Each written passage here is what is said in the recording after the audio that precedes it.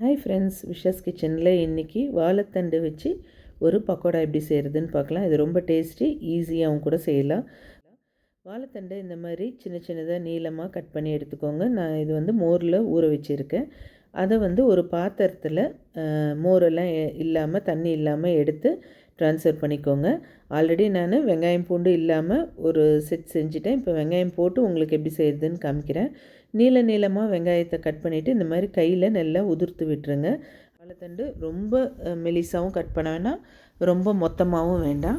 அதுக்கப்புறம் இது கூட கடலை மாவு ஒரு கரண்டி, அரைக்கரண்டி அரிசி மாவு, 1/4 டீஸ்பூன் அளவுக்கு சோள மாவு, கார்ன்ஃப்ளவர், அப்புறம் ரெட் சில்லி பவுடர் காரத்துக்கு தகுந்த மாதிரி, கரம் மசாலா கொஞ்சம், உப்பு, அப்புறம் இஞ்சி பூண்டு விழுது.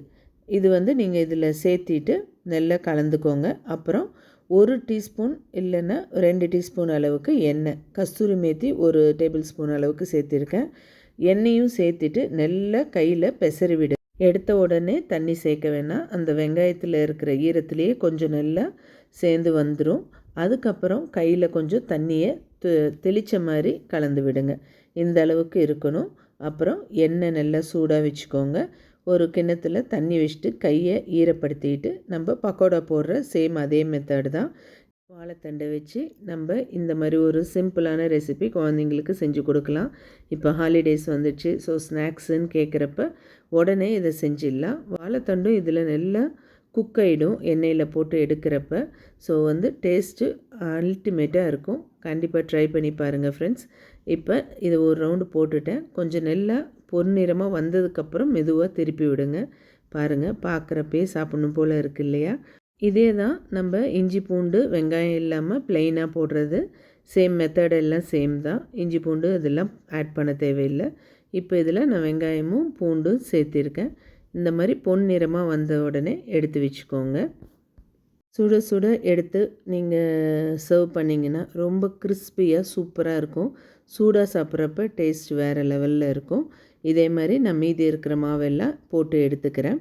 ரசம் சாதம், மோர் சாதத்துக்கெல்லாம் சைட் டிஷ்ஷாக சூப்பராக இருக்கும். இல்லைன்னா சாஸ் வச்சு கூட குழந்தைங்களுக்கு கொடுக்கலாம். ரொம்ப சூப்பரான ஈஸியான ஒரு ரெசிபி ஃப்ரெண்ட்ஸ். கண்டிப்பாக நீங்கள் இதை ட்ரை பண்ணி பாருங்கள். வாழைத்தண்டு எவ்வளோ அழகாக குக் ஆகிட்டுருக்குன்ட்டு. உள்ளே கொஞ்சம் சாஃப்டாகவும் வெளியில் கிறிஸ்பியாகவும் இருக்கும். இதை ட்ரை பண்ணி பார்த்துட்டு உங்கள் வேல்யூபிள் கமெண்ட்ஸ் எனக்கு ஷேர் பண்ணுங்கள். வேறு ஏதாவது ரெசிபி செஞ்சு காமிக்கணுன்னாலும் நீங்கள் கமெண்ட் பண்ணுங்கள். கண்டிப்பாக நான் செஞ்சு காமிக்கிறேன். பாருங்கள் எவ்வளோ கிறிஸ்பியாக வந்திருக்குன்ட்டு. அப்புறம் ஒரு கைப்பிடி பூண்டு, ஒரு கைப்பிடி கருவேப்பிலை லாஸ்ட்டாக எண்ணெயில் நல்லா பொன்னிறமாகிற வரைக்கும் பொரித்து எடுத்து இந்த பக்கோடாவோடு சேர்த்திக்கோங்க. நீங்கள் பக்கோடாவில் போடுறத விட இந்த மாதிரி பொன்னிறமாக வறுத்து அதில் சேர்த்தி கொடுத்தீங்கன்னா டேஸ்ட்டு வேறு லெவலில் இருக்கும். இது பூண்டு வெங்காயம் போட்டு செஞ்சது.